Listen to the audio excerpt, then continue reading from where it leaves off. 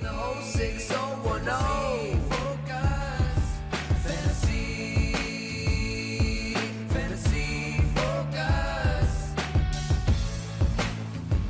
What's good, friends? Welcome into Fantasy Focus Football presented by Wingstop alongside Field Yates, who is here every single day, and Mike Clay, who finally showed up this week. My name is Daniel Dopp. Very excited to bring you a Wednesday podcast. How's that one feel? What's that? That line from Daniel. Oh yeah. Like I said, I mean, I don't know how to make this. I don't know how many more times I can say it, guys. Yes, I'm on vacation and I'm not sorry about it. Okay. Enjoy. It is going to be a very great show today. Quick reminder, today is Wednesday, but in effect, it's Friday because we are doing the Friday show. Obviously, we're going to be off on Thursday with our family and Friday as well. So we're going to jam as much as we can in here today. We did part one of our preview yesterday. Go check part of that out. That was the Thursday game as well as the Friday slates. And today we're going to dive into the rest of the games on Sunday and Monday Night Football. But first and foremost, I just want to say hello. Shout out to you guys for being here. I'm very grateful to be able to have you in my life. Thank you for being a part of this show with me. Likewise. And I just, Very nice of you. I'm very excited to be able to do the show with you today. So hopefully we're going to get a lot of good stuff out. Yeah, we have a lot. We're gonna. We have a lot to get to. Yeah. And by the way, Eric Moody in the chat as always. Where can you find him on social media? Is he? You can follow him at Eric N. Moody on social media. But he's actually not the most important Moody today, Field. Some would argue that is his wife 364 days of the year. But Correct. today it is Noah Moody. So happy That's birthday right. to Noah Moody, one of the coolest Moodies you'll ever meet. A big day for him and a big day for Eric, his father, who after the show is going to get back to his fatherly duties and have a great celebratory day. It's going to be an awesome day. Hopefully, if Noah has any fantasy advice, he can get it from his dad in the chat, just like the rest of you guys hanging out in the YouTube chat, being able to have some fun there. So big shout out to Eric Moody. Big shout out to his son, Noah Moody, as well. And let's dive into our Week 13 preview, part 2. Alrighty. All right, Field, you were going to kick things off. We just got a bunch of topics because obviously it's a very tight week, a condensed week. So we're going to get through as much stuff as we can. You're up first, my friend. Yeah, we'll do our best here to rip through a bunch of things. Let's start in New Orleans. If Alvin Kamara is out for the Saints, and a reminder that because we're doing the show Wednesday morning, we don't really have injury information, concrete injury information on guys that play on Sunday because they begin practicing today. But if Alvin Kamara is out, how much value is there in the Saints running backs against the Dolphins? Let's talk about how things looked last week after Kamara got hurt. In terms of snap percentage, you saw the most of Devin Neal. He also had 10 carries last week, did the rookie Devin Neal, 7 for Taysom Hill. On paper, not a bad matchup here. Miami is bottom 10 in terms of limiting opposing running backs to fantasy points, and they have been largely generous, especially when you face guys like Rico Dowdle, Daniel. Can I ask a question to you, Field Jays? Talking about Devin Neal, just in case people didn't listen to the show yesterday, I mentioned him in the waiver column. Yeah. But if you don't know who Devin Neal is, it's not a name that's necessarily on the fantasy radar really up until this point. He's a rookie this season. What can you tell us about what Devin Neal did at Kansas? Rookie 6th-round pick who had left Kansas with the most rushing yards in school history. He had 3 separate 1,000-yard seasons. Very productive player in college, but went in the 6th round, which it was a very crowded running back draft class this past year, so that pushed guys down a little bit. But Mike has always warned us to put too much stock, against putting too much stock into day 3 running backs.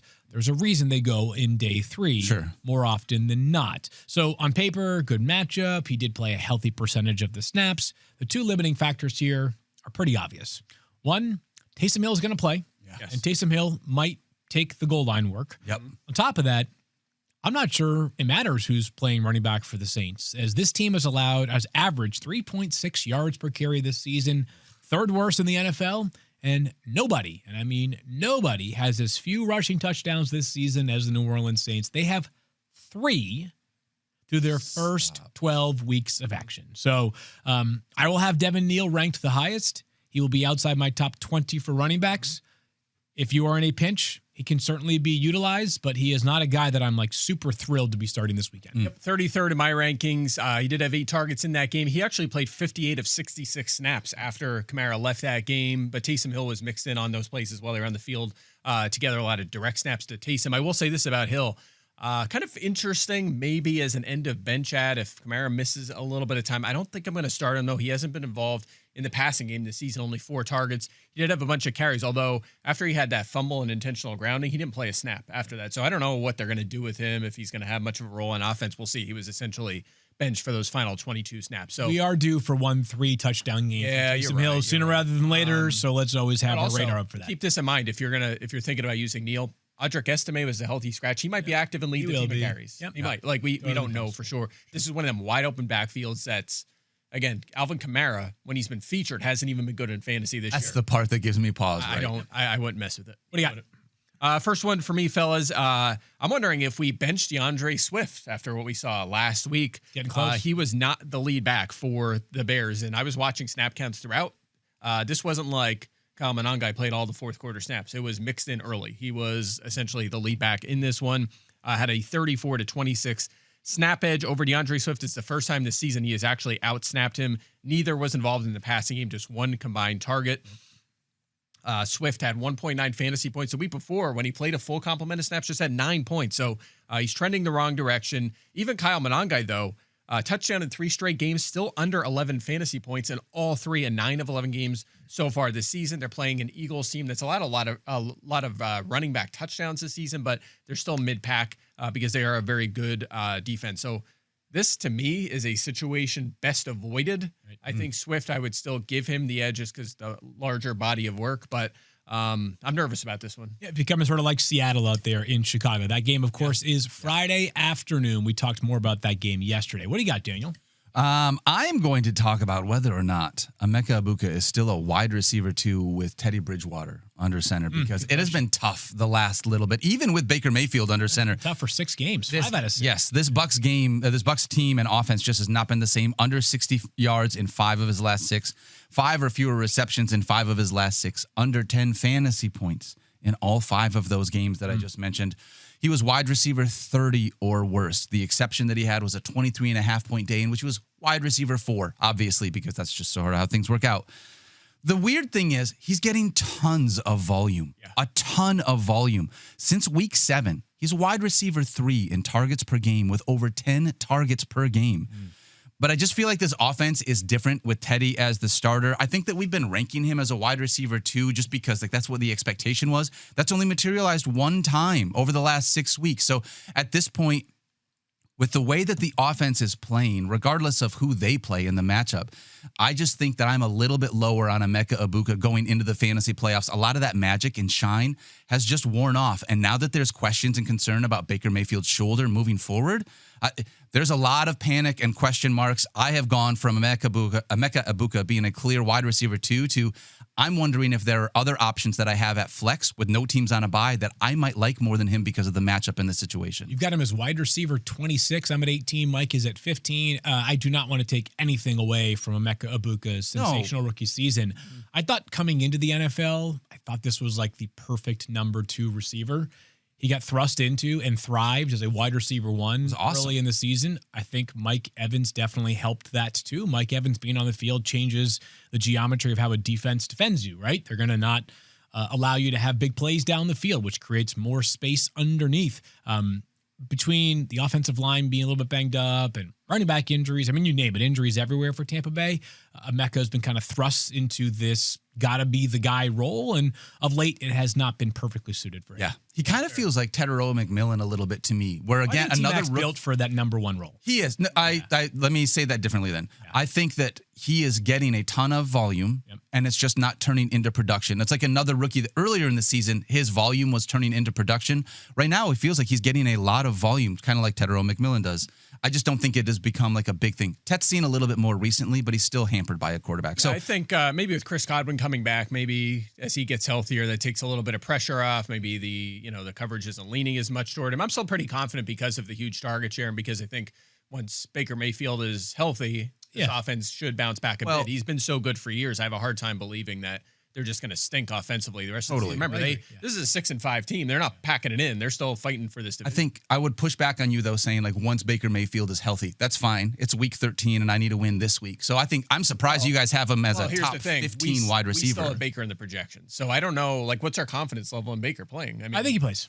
You do think Baker plays, so that's it. Yeah, it's a non-throwing shoulder, so it's probably more pain than it is function for him this weekend. But yeah, I think we're kind of we have this is kind of what the Rome Odunze thing, right? Rome moved down from like top 8 wide receiver to like top 12, 15 to more like, kind of on the fringe there of that top 20 for wide receivers. A little bit of the same thing in play right now for Egbuka. Again, 26 for Daniel, 18 for me, 15 for Mike. So still a starter by most of our estimations. Again, this is the time of the year where it's not just like benching players versus starting players. It's how concerned are you about guys that you're obviously starting? And I don't know, man. I think Jonathan Taylor's last week is a little bit of a concern. And here's the deal. It's not going to be as difficult this week as it was last week. Sure. I'm still starting Jonathan Taylor. I'm not that worried, but I am flagging the matchup here against the Houston Texans, who did allow James Cook to score over 20 fantasy points last week. One big play, 45-yard touchdown, accounted for 50% of James Cook's production last Thursday night. Does that matter? Of course it does. Can Jonathan Taylor rip off a big one? Of course he can. But the Texans have, again, just one 20-point running back game allowed all season. That was the one they just did to James Cook? Yep. Okay. Christian McCaffrey, season low, 9.8 fantasy points against Houston. Derrick Henry, 9.3 fantasy points against Houston. And this is the part that I think is most notable for Jonathan Taylor, that I think helps us get back to where we were for so long. The rushing efficiency will be better. I don't doubt that. Jonathan Taylor should see more work than he did last week when the Colts had 4 straight 3-and-outs to close the game and Jonathan Taylor was hardly involved. It made no sense whatsoever.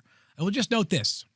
4.1 or fewer fantasy points from Jonathan Taylor as a receiver in 3 of his past 4 games. There, he is just a touch more vulnerable to a 15-point game than a Christian McCaffrey is because of the fact that he does not see, in the case of McCaffrey, 10 targets a game, right? Yeah. So just putting this on the radar here, I still have Jonathan Taylor ranked very high, but he has moved down from auto RB1 every single week to 5 for Daniel, 5 for me, and 4 for you, Mike. Yeah, that's fair. Look, last week's stud was predictable. We talked about, I laid out all the reasons I love the rushing under in that one. He hasn't been as good on the road. I tried to tell you guys. Matchup was mad at me. Yeah, you talked about, we agreed. No, people on the internet were mad. Oh, people on the internet. Fair. Yeah, I mean, I hammered the under on the rushing yards. Yeah. I had my median projection was in the 70s last week, and that's ended up about where he was. The line opened at like 90 yards. Yeah. This week, my projection is in the 90s. So I definitely expect a rebound game. This is not a walk in the park matchup, but it's easier than what he dealt with last week. Not to mention they're at home. The situation is much better for him. So I'm confident, still a top 5 play. I expect him to bounce back. There is something about just like you see 2 duds from a guy that's just been dominant all year long. And it's like 2 out of the last 3, he scored under 9 fantasy points. Like, do I need to start being worried about it? Which is why we're talking about it, right? Well, you know what it tells me? The biggest lesson is we should just not do MVP conversations every week. Yes, that's fantasy fair. or real life. Because Christian McCaffrey going into week 13 or Emeka Egbuka, those are the 2 fantasy MVPs. And McCaffrey is like so far, it's ridiculous how many more points he has than everybody else this season. Yeah, it's wild. But I do have the Colts with the second hardest remaining schedule for running backs. It's actually on the easy side for quarterbacks and tight ends, interestingly. So it would be a good Daniel Jones to Tyler Warren finish to the season, but it is tough for Jonathan Taylor. So I think he'll cool from where he was in the first half of the season, but he's still going to be an RB1. I like it. All right, Mike, you're up next. All right, next up for me, guys, a quick sweep through some running backs because I think we're going to have 3 notable ones potentially return this week. So really quickly, wondering where you guys fall on them because I'm playing a conservative. These guys have been out for a while. Good. Let's do a little power poll. Bucky Irving is one of them coming back against Arizona. Obviously, he was terrific earlier this season, but Sean Tucker playing well. Rashad White's there. I suspect he'll be limited in his return. Omarion Hampton, same thing. He's been out for almost 2 months now. Monty Vidal was fine not last week. It was a dud last week, but he barely touched the football. But I expect a little more Vidal in this game than maybe we'll see next week, or certainly what we saw earlier this season. Where he landed. What's that? Vidal landed. Okay, and then Trey Benson as well. Who, by the way, Benson has never had more than 11 carries in a game. Like he's the one we actually haven't seen play a featured role. He did have a bunch. He did 4+ targets in 3 straight before the injury. I think it's Benson. Ben's son. Ben's daughter. That's what. Ben was his dad. So I have these guys. I have them ranked 25, 27, and 30, playing it very safe. If they are activated, I mean, I saw footage of Hampton at practice yesterday. He looked pretty sharp. Looked like he's ready to go. But I think we can't count on these guys getting 17, 18, 19 touches this week. So I'm playing it safe. If you want to put them in your flex, fine. But I'm a little nervous about limitations. If I were to rank these guys 1 through 3 for week 13, assuming they're all active and good to go. Let's see if we agree. Omarion Hampton tied for first. Bucky Irving tied for first. That's fair. Trey Benson tied for first. Really? Oh, wow. I would put Benson. I'm kidding. I would put Benson a step down. I have Hampton ranked just ahead of Irving. I was being funny there. But yes, I actually think I would. My number one would be Omarion Hampton because the matchup's really good. Yeah. Raiders Matchup's on good Sunday. against Raiders. Kind of the last easy game for the Chargers. There's so much good stuff to be decided over the last 6 weeks of the season in the playoff race. But yeah, ideally, these are flex considerations this weekend. I think we all agree on that. Agreed. And I would rather, to your point, Mike, no team's on a bye. I've got the full slate of players at my disposal rather than bring back a running back, unless I'm desperate. Rather than bring back a running back who hasn't played in 6 weeks, 8 weeks, I'd rather go a different Yeah, direction. and plus you might have to make some decisions. None of these guys play Thursday or Friday, right? No Thursday or Friday. You can use that to you have to make inform. some decisions on Thursday and Friday, and then play it up a monitor all the way down to game time and see what what's That just like came to you right in the moment. You're like, here's another nugget that I have. None of these guys lots of play nuggets. Thursday I'm or in problem. Friday. You're That's like- right. Yeah, That's what I do. that's right. You are like a machine. Yeah. Couple more running backs that I have in case you wanted to start these two guys instead of any of the guys that Mike started talking about. But Jalen Warren and Kenneth Gainwell have both been really good recently. Excuse me. Oh, Sort of. Sam Warren's been good. Yeah, I understand where you're at. They have been usable. He has been usable. Kenny Gainwell has been really good. It's been awesome. That's the thing. This is an excellent matchup against the Bills. Third most fantasy points per game to the running back position. Warren has a super safe floor. Can we say that? He has at least 8 fantasy points in every single game this season. But he does have a limited ceiling because of that. Has not hit 20 fantasy points yet this year. So, like, he's giving you production. It hasn't been like the high-end production that you were hoping. However, he is a nice low-end RB2 or high-end flex play for your squad, given the floor that he has. The last couple of games, it's been Kenny Gainwell who has been super productive. 18.2 and 29.5 over the last 4 weeks. Kenny Gainwell has 19 catches for 150 yards and 2 touchdowns. Over that span, Jalen Warren has 6 catches for 24 yards. 19 and 150 to 6 and 24. Kenny Gainwell is getting a ton of passing game work, super elevating his volume and his production here for us in fantasy. I think both of them are potential flex options this week with the way that the Pittsburgh Steelers have utilized their running backs. Still trying to figure things out with like which one of them is the RB1 because I don't really, right now it just feels like they're both getting a bunch of usage. So I don't have either one as RB2s because Kenny Gainwell, like we've seen in a couple of other running back situations, it's kind of vultured Jalen Warren down a little bit and made them both flex plays rather than one being a solid RB2. There's a chance we should have seen some of this coming, meaning a little bit of a regression for the workload of Jalen Warren.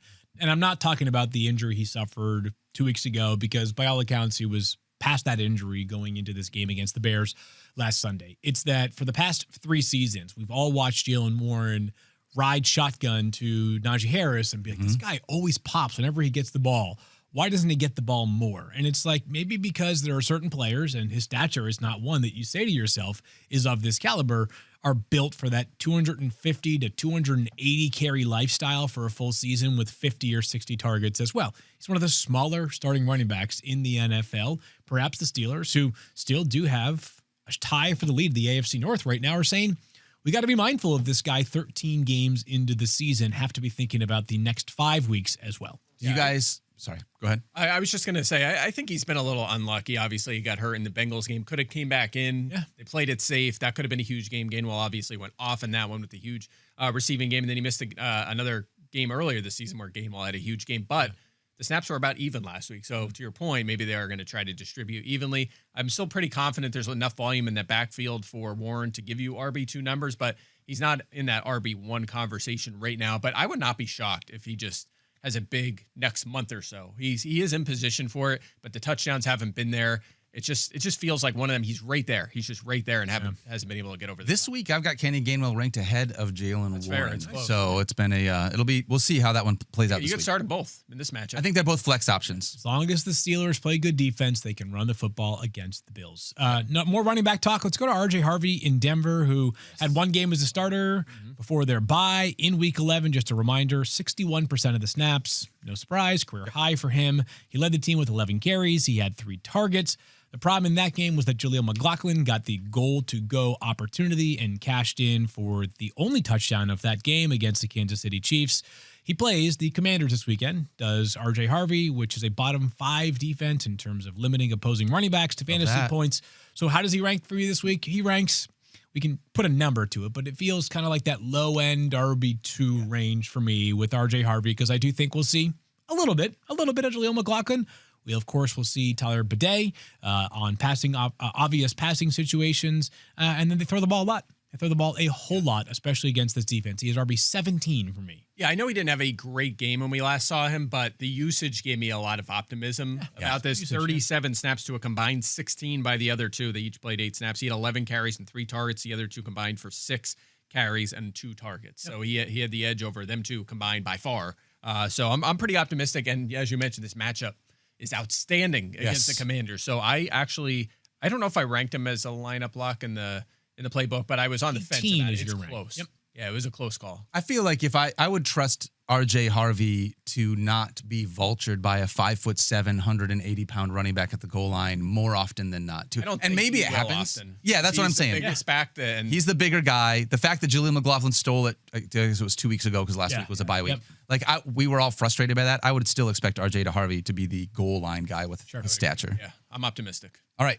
Michael, you're up next, my friend. Do you have a point on the Broncos you wanted to make beyond the backfield? Yes, we're actually going to do that shortly, so I can do that right now. Just do it now. The question is, do we just start all of the Broncos? Pretty much. Yeah. And I had Harvey on this. It's Bo Nix. I did rank as a lineup lock this week. He has been boom bust. 3 straight duds, actually, for him. But Washington, 17-plus fantasy points allowed to the opposing quarterback in 9 straight games before Tua. So they were really struggling. I don't think anything has changed for this defense. They're struggling with talent on the perimeter, corner, and they've struggled all season long. So optimistic about Bo Nix. If you're look, if Bo Nix is on your roster, this is the week. If you're not going to use him now, drop him. I mean, what are you doing with him?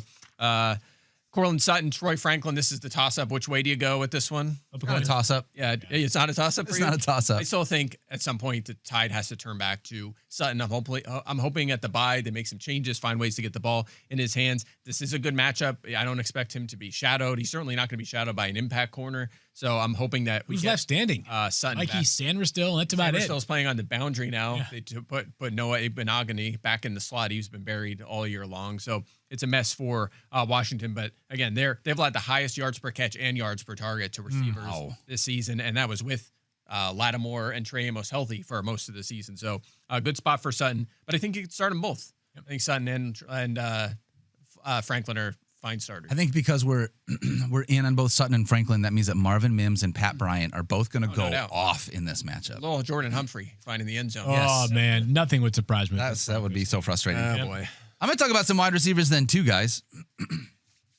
Are you guys trusting Michael Wilson, even if Marvin Harrison Jr. comes back with the way he's played? Pretty close to it. I like the coach speak too on that.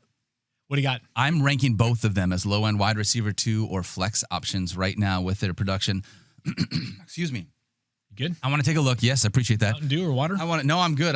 Well, that's a great question. Maybe. I'm going to throw up a full screen. While we look at a full screen, this is Jacoby Myers, wide receiver 1 over the last month. Jacoby Brissett. Sorry, Jacoby Brissett. Awesome. Week 9, 22.6 for Marvin Harrison. Wide receiver 7. Yeah. Week 10, 14.3. That was a dud. Wide receiver 20. Week 11, 33.5 is wide receiver 2. And week 12, 21.8. That's wide receiver 8.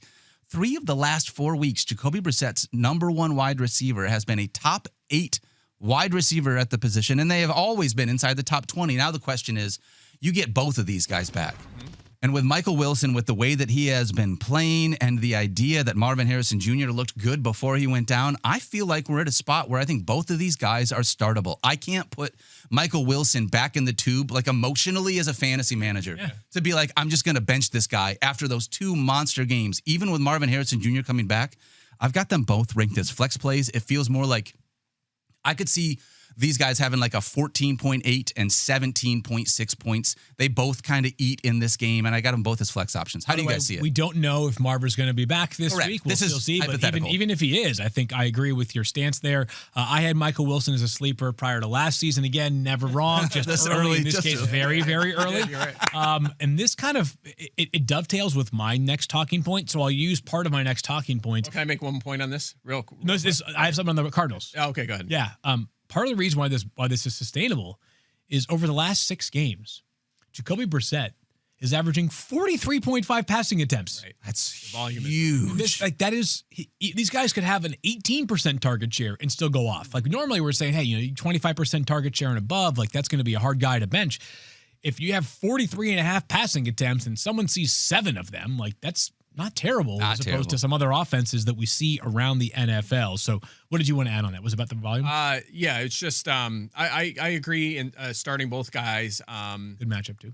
Good matchup, yes. The Bucks last 8 weeks, top 5 in fantasy points led receivers, the most over their last 4 games. Love it. And the coach speak on Wilson was like he's going to be a priority, an earlier read now than he was earlier in the season. He's kind of earned that. So that doesn't necessarily mean much if he's not open. But even if Harrison's back, I expect him to see a safer target share. I realize this could be, we're chasing a little bit. It's like, hey, Michael Wilson finally had 2 good games, and now I'm going to continue to chase it. It's just so tough not to chase when he had 33 targets over a 2-game span. Yeah, Ridiculous. And also sometimes you wonder, like, Wilson was a day 2 draft pick. I mean, there was a lot of hype for him, and hasn't quite lived up to that, but neither has Marvin Harrison. And now we're seeing like, okay, maybe Kyler Murray was the problem, and this guy's actually pretty good. We've seen this before. So he's kind of been unleashed here, and he's looked pretty good, and maybe we're onto something with Michael Wilson. You said that Jacoby Brissett has at least 43 passing attempts. He's averaging 43.5 over his last 6 games. Okay. Yeah, he set the completion record 2 weeks ago, but last week it was another high volume game for them, so we should expect that to continue. And of course, over the last 6 weeks, he has been a top 12 quarterback. Thank you so much, Dave. You bet. Not a problem. Sorry, I thought, Mike, if you had showed up. He's the only one in the league. That is always done that. At what point do we graduate from talking about Jacoby Brissett as an option each week? Like, at He's what point still available on the waiver wire. No, it's insane. But at some point, you just like there are players that, like, when was the last time we debated whether we should be starting Josh Allen or something? And it's not this level, obviously, with, I guess, last week against the Texans. Bad example. But you guys get my point. Yeah. The problem is I got you. The problem is, like, everyone's back now. I know. So you look at the rankings. I sold him 13 because it's like, okay, all right. Let me ask you this The guys ahead question. of him are I asked good. this to Field yesterday.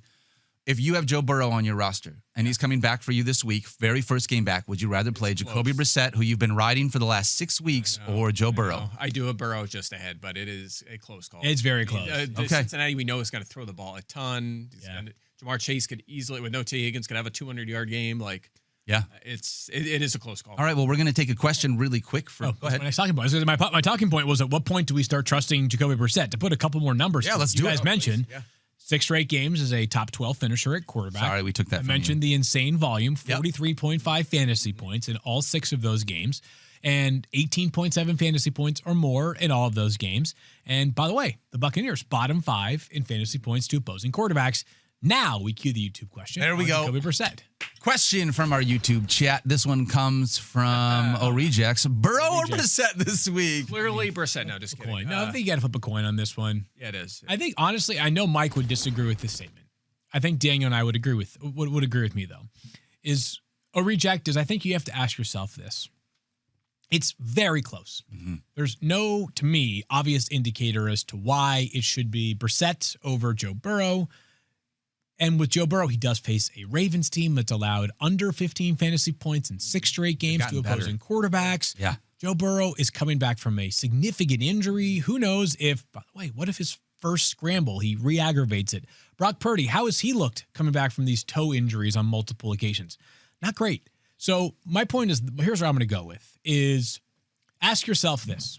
If you bench Joe Burrow and he goes for 24 and Brissett goes for 15, how mad are you going to be? I'll be fine with it. Do the inverse there. Yep. If you bench Jacoby Brissett and he goes for 24 and Burrow goes for 15, are you going to say to yourself, damn it, I played Joe Burrow and Jacoby Brissett scored 9 more fantasy? I had a guy that was a top 12 option for 6 straight weeks, and I played a guy that had a big question mark, and the guy that was a top 12 option was another top 12 option. That's how I would feel, because I think coming out of this week, and I mentioned it yesterday, once I start Brissett this week, he's going on the bench for 2 more weeks. So if I do have this scenario, I'm playing Jacoby Brissett this week, letting Joe Burrow have 1 more week, then I'm moving back over to Joe Burrow and see how he looks moving forward. That's a totally reasonable way to go about it. I do, but you could also sit there and go, oh, yeah, it's Joe Burrow. The guy that led the NFL in dropbacks, that's a fair statement. Sure. Yards, and touchdowns last year. So let's settle here then, is that you just have to ultimately decide what are you comfortable with? What are you with? Like, are you on the debate? Are you on the side of the debate that is, hey, I've got the player that was a top 5 fantasy quarterback coming into the season.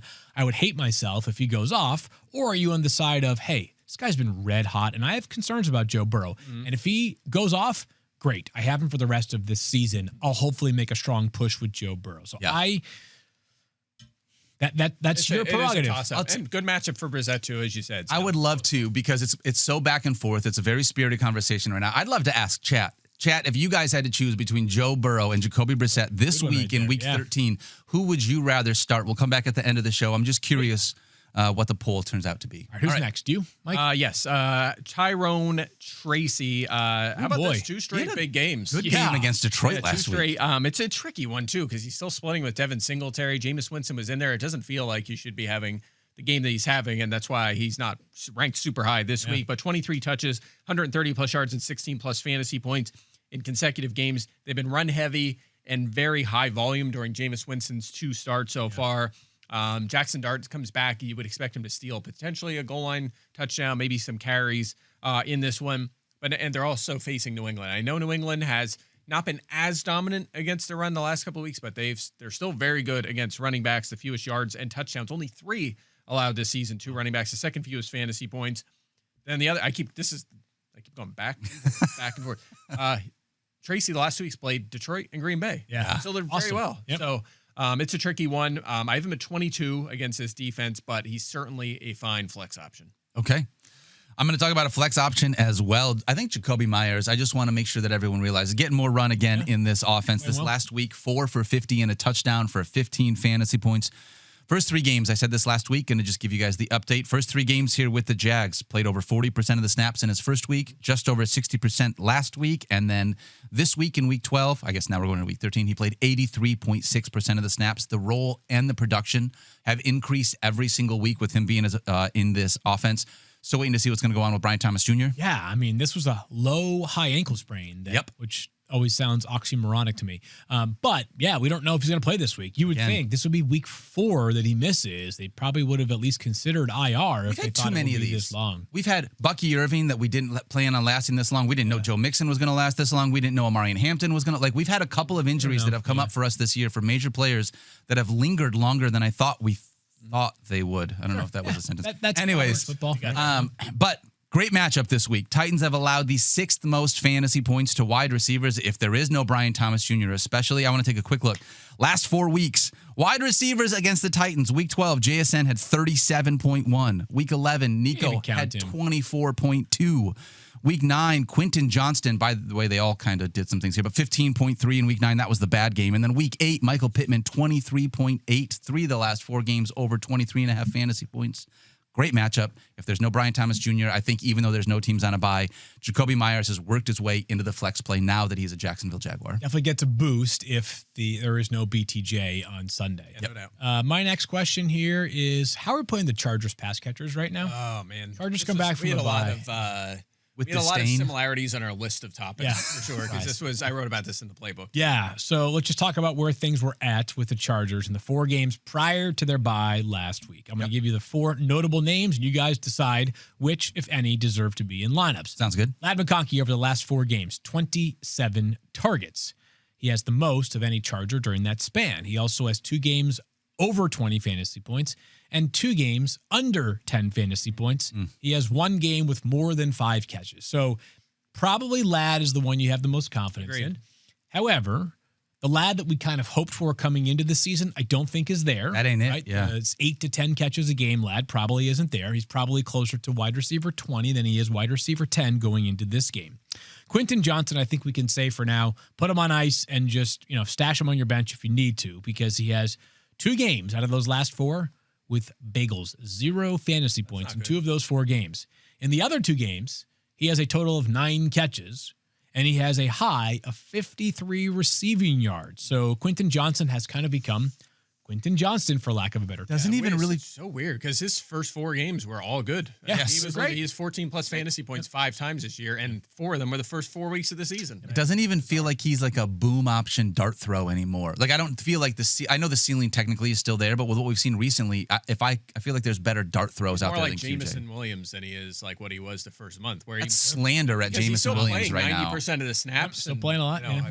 All right, great matchup. Let me hammer that one home. So it's possible all of these guys, the Raiders, could go off. Yeah. Keenan Allen over the last 4 games has not had more than 6 targets, has not had more than 4 catches. He has no touchdowns. he has no more than 53 yards. And perhaps most notably, in 2 games out of the last 4 in which they blew opposing teams out, that being the Vikings and the Steelers, I think were the 2 blowouts in their last 4.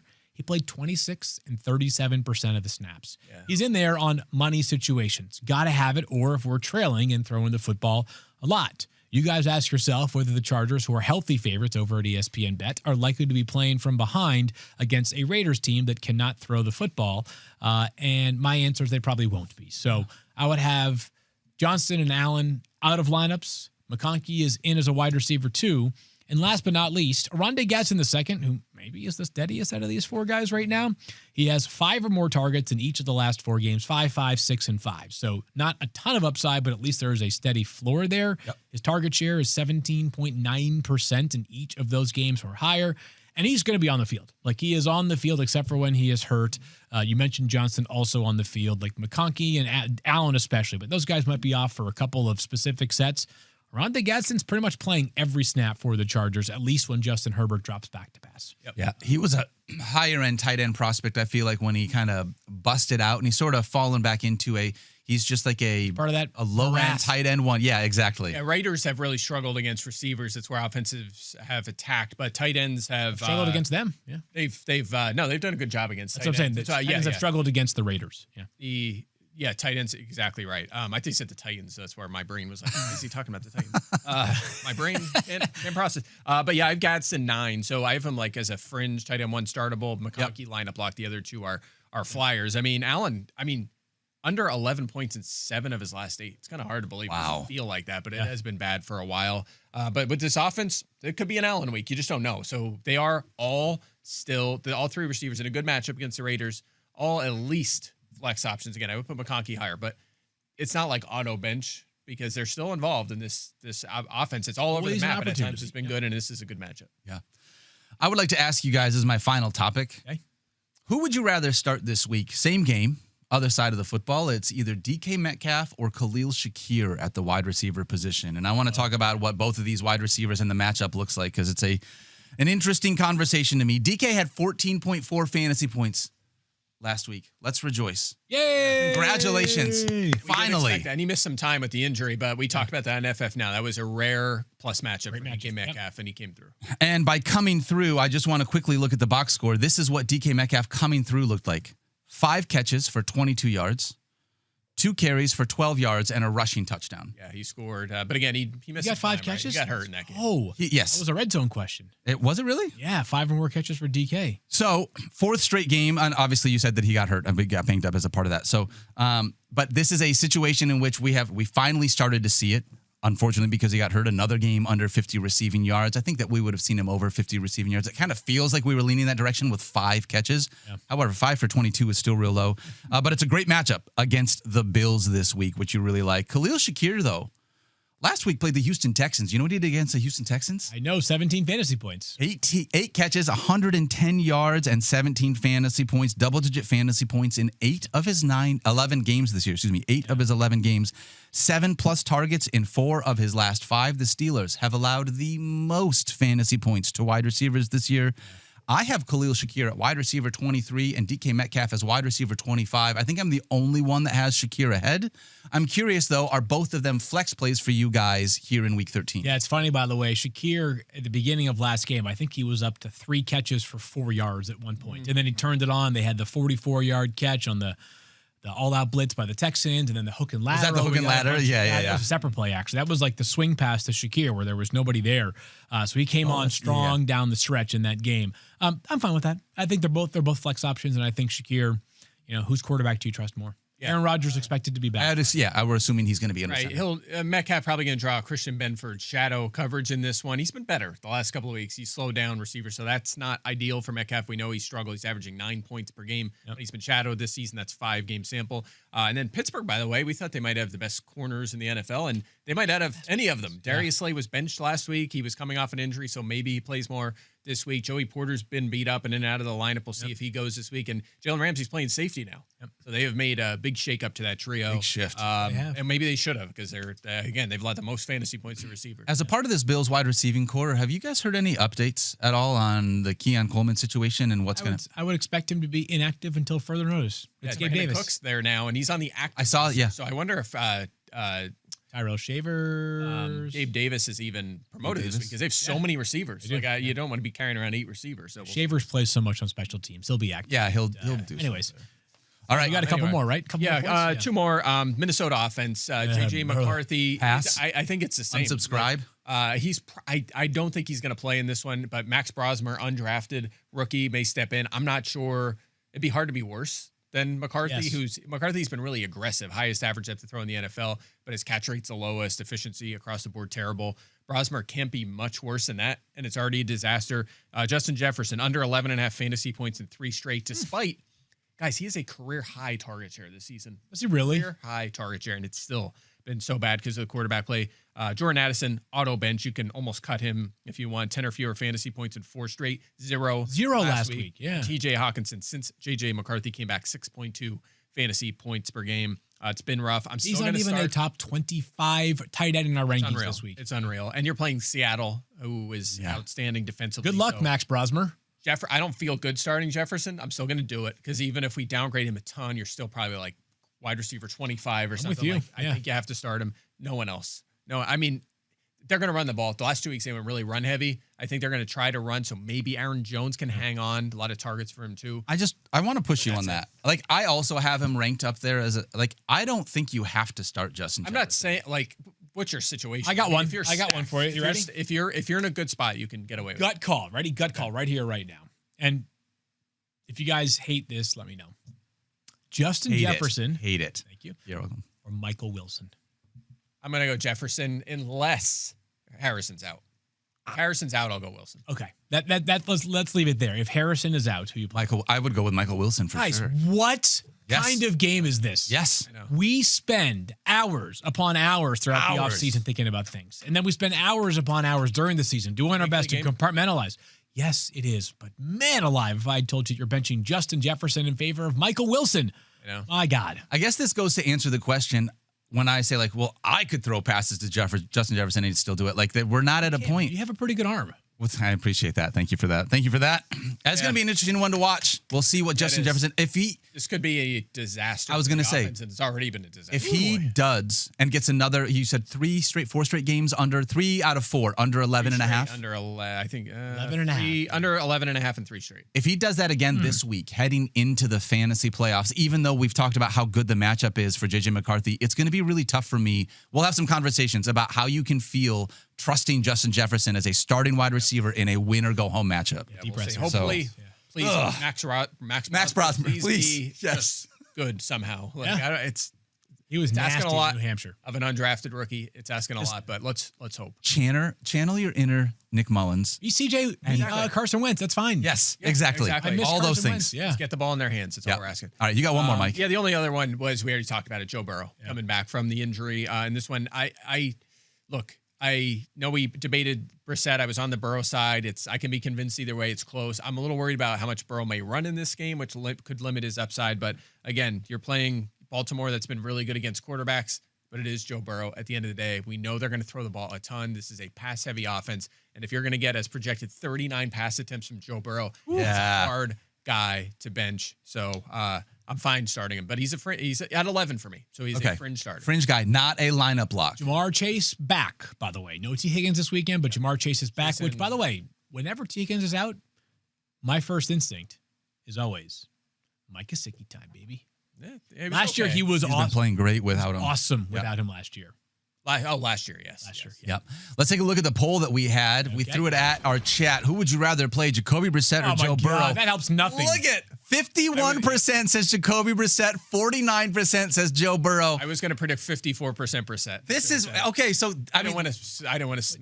You know what this reminds me of? That's this amazing. Reminds me of the questions I get on Sunday from friends. I don't ever have friends who are like, hey, man, I'm really debating between Josh Allen and Zach Wilson. Like, who would you start this weekend? Like, I never get those questions, right? Like, instead, it's Jacoby Brissett or Joe Burrow. It's Michael Wilson or Justin Jefferson, where it's like, it is pretty much a coin flip. Yeah.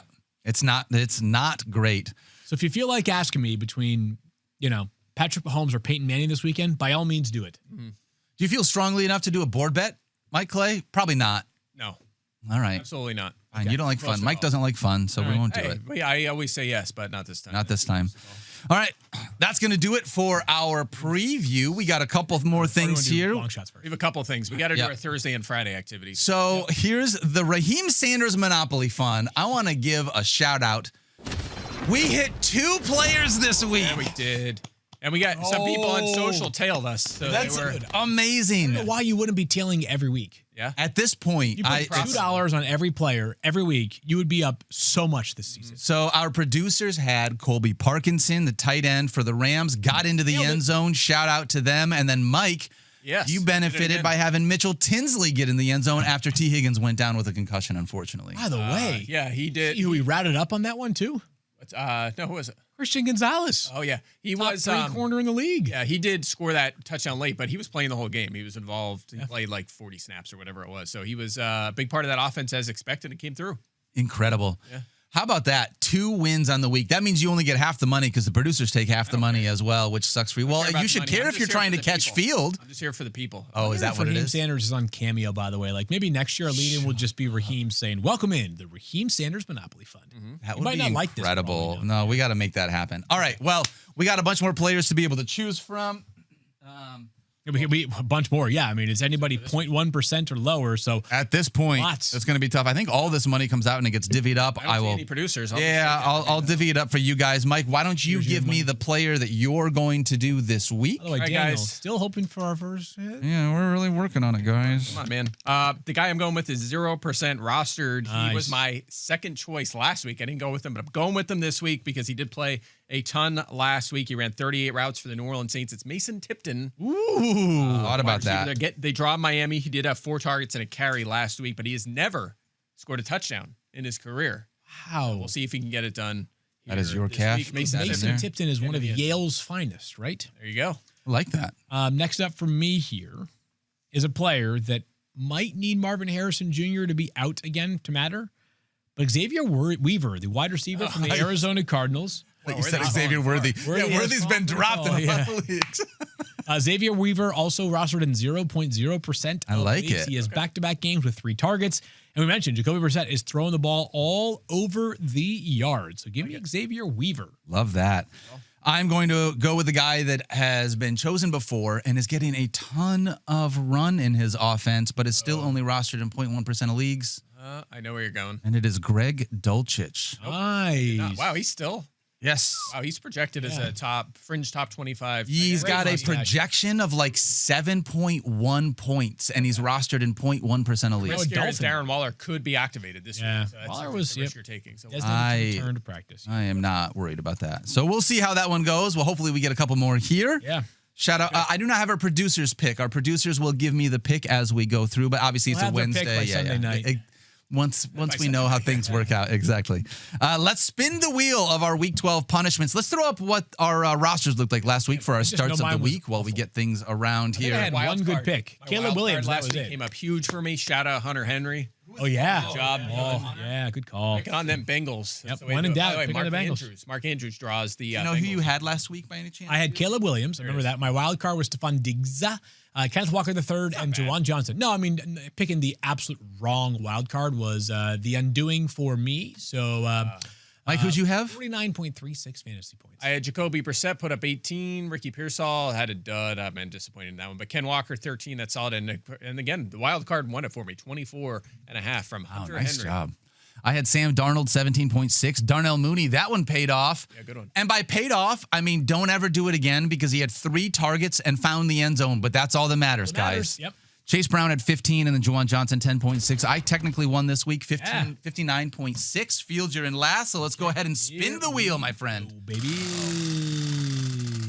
We got Super sour starts of the week. All right, so I think that means I have like 10 warheads in my mouth. Yeah, probably something similar to that. We'll find something super sour for you to do it. Yeah, we'll do a sour candy. How are you with sour candy? We'll find out next week. Okay. We don't have that on us, so we're going to save your punishment for next week. Yes. Well, dual punishment. Warheads. Ugh, yeah. All right.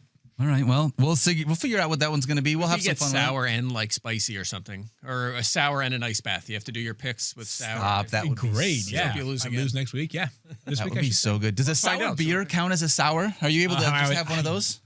Why not? Please. Yeah. I'd rather do that than the rest of it. All right, let's dive into our Week 13 starts of the week field because you came in last. I'm going to let you go first. All righty. I'm going to use my wild card at quarterback. It's a name that has already used mine come at up quarterback, on the too. show today. It's Bo Nix. I did not pick that one. I like that so- we're different. Bo Nix just inside the top 10, but not into the top 5. Of course, he plays the Commanders. Prior to Tua Tagovailoa stinking against the Commanders, they had allowed 4 straight quarterbacks to score 23 or more fantasy points. My running back has also come up on the show. Tyrone Tracy Jr., who Ooh, I of like course, is going to face the Patriots on Monday Night Football. We'll see whether Jackson Dart clears concussion protocol by then. Certainly seems like he will. That being said, Tyrone Tracy probably going to be their lead back. Wide receiver has also come up on the show. It's Jacoby Myers. And Yeah, this, baby. would be a little bit less exciting if there is Brian Thomas Jr. on the field. That being said, if there's no Brian Thomas Jr., Myers should be locked into a nearly 100% of the snaps role. And finally, I love this call. you guys keep telling me, Yeah. you got to attack the Bengals with the tight Yes. end. They play the Ravens on Thursday night. Mark Andrews, team's all-time leading receiving yardage person. I'm going with Isaiah Likely. Yeah. The other tight end, because why not? Andrews. You need Just a- you need a wild card to use why Andrews. not? I know. Yeah, I would have had to use my Isaiah wild card. Likely is due for one boom game every year. He hasn't had it yet. Targets have been there, like solid, not Andrews level, but they're They're okay. solid. But I mean, Get a few. he should have a boom game. This It's is felt it. like fantasy football is way too goofy to pick the chalkiest tight end. Yeah, That's fair. That's fair. All right, Mike, where are you going to go, my friend? All right, guys. I did not use my wild card at quarterback, but I'm going to go with a guy I like way more than Joe Burrow. Jacoby Brissett. Hey! Of course. Draws the Bucks. Great matchup. I'm So talking good. myself into Brissett over I know, I you love really it. are. I love it. throughout the show. It is close, though. Yeah, Brissett for me. My wild card is running back because this guy, I'm so lucky he came in at RB6 and not 5. Yeah. Derrick Henry. Gotta take Voter it. in. You got to pick on the Bengals where you can. So I'm going to use a wild card against the Bengals again. Yep. Derrick Henry in a great spot playing well this year. Wide receiver, I went Keenan Allen here. You know, I know it's been No risk it, no been business. quiet, but you know, he based on what was outside the top 30, I thought he was a solid option in a good matchup against the Raiders. And my tight end is playing Friday night, Dallas Goedert. Ooh, like that. Chicago Bears. He's cooled a little bit lately, but Chicago 7th most fantasy points to tight end. So feeling Dallas Goedert. Like that. Where I'm going to start, I went with a wild card at the quarterback spot, number 7 in our rankings, number 2 in our hearts behind Jared Goff. It is Matthew Stafford, obviously, at the quarterback spot. The dude has been on a heater. I think 26 passing touchdowns. 27 straight passing 27 touchdowns, with no interceptions. I saw that the other day when I was wandering the halls on our network. Is this one of them trap games that go into Carolina and score like Maybe. 9 points or something? Probably. I feel like Maybe. that happens in Carolina. Carolina, not bad against the pass. Yeah.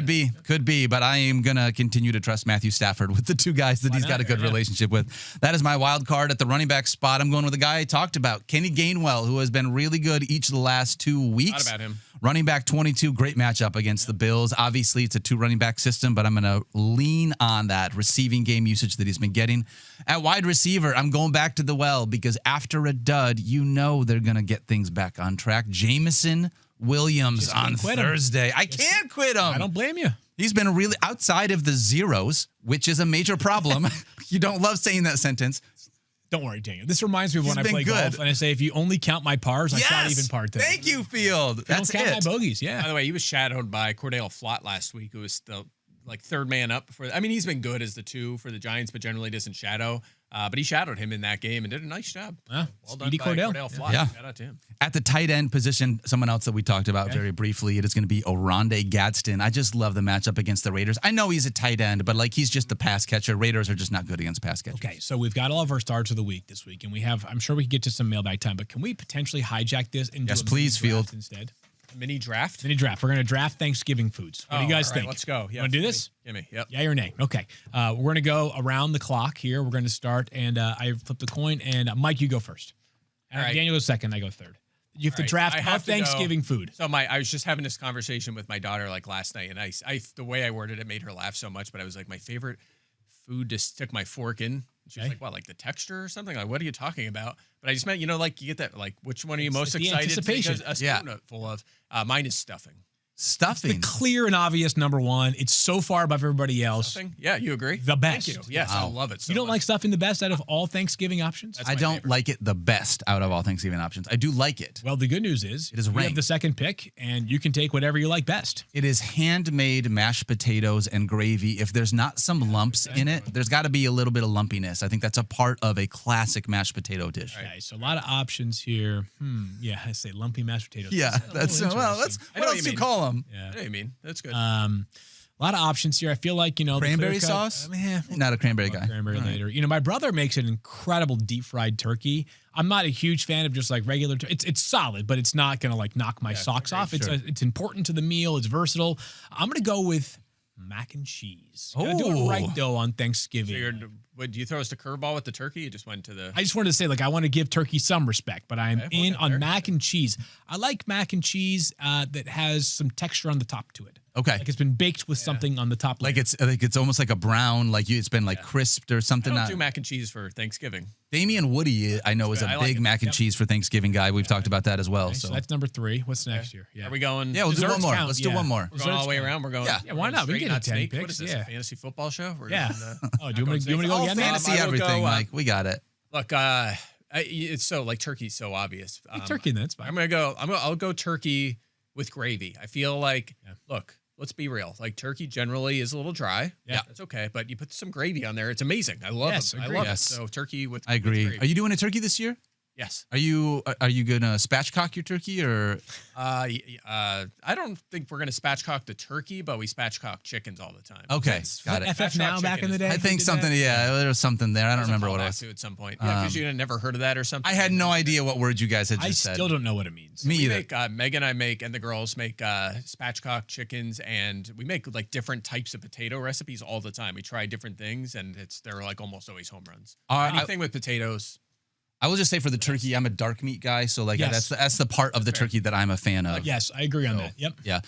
After that, I would go with corn. I'm a big corn. I realize it's kind of basic, but like you can do some really good things with corn. It mixes in with a lot of other foods well. I think it's just a nice staple to fit in and fill out the rest of the lineup. Okay, all right. So I went with mac and cheese, which is not like super like exclusive to Thanksgiving. So I'll go to cranberry sauce because that is a Thanksgiving. treat. Okay, There all are right. other parts that I could have picked, but they are more in line with like the rest of the year. Okay. Cranberry sauce. Now, cranberry sauce, definitely, this is a hot take here.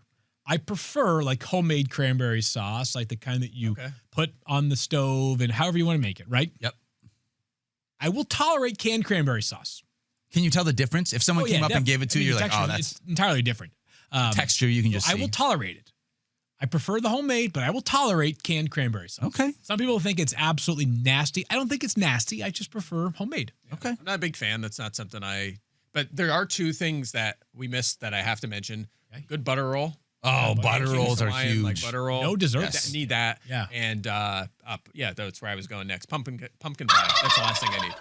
You sound like Mel Kiper Jr. right now. Yeah. I'm not a pumpkin I pie need it. guy. I gotta have it. That's my dessert.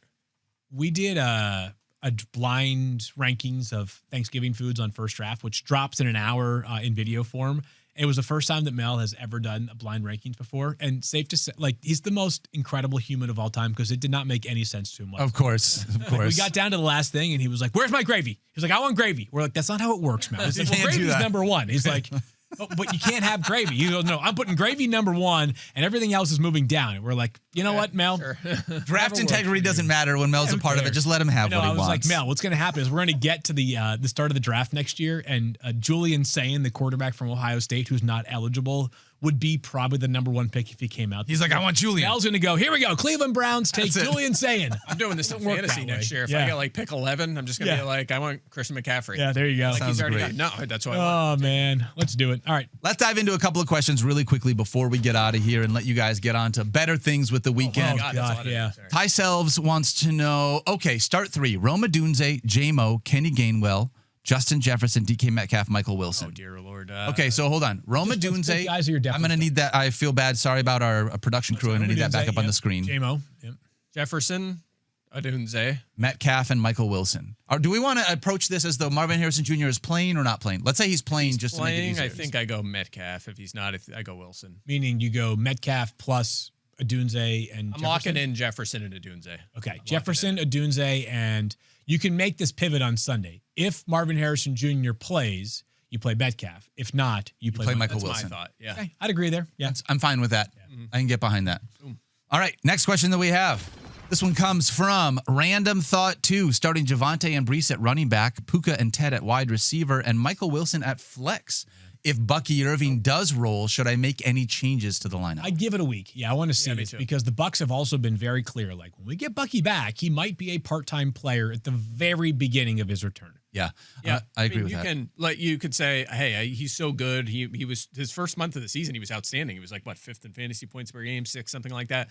He's going to be great at some point, but we don't know. He might have 8 carries and 3 targets, and that's it. We just don't know. There's uncertainty, and you have to accept that. And this week, in knowing that you're starting Michael Wilson in your flex, that's not low enough to be like, boy, I'm thinking about Bucky Irving over that guy. Exactly So right. I think you're in a good spot here. All right, we got one more question. This one comes from, stand by, Trenton Hartley wants to know, I traded Gadsden and Jefferson for Kelsey and Nico. How do you feel that? Got a tight end upgrade, right? We agree on that? Yes. And then I think a wide receiver. You got a wide receiver upgrade. Yes. Yeah. Probably upgraded both. Not that Nico's been unbelievable, but like he's probably, you trust him more than Jefferson right now. Yeah. I would agree with that. That guy's just showing off. Yeah. All right. That's going to do it for our show today. Before we get out of here, I know that we all work with a bunch of unbelievable people. Mike is one of them. Look at this from Trophy Smack that we sent us. Thanks, Trophy Smack. They sent me this Haiku. nice little haiku on there. Yeah. It was pain.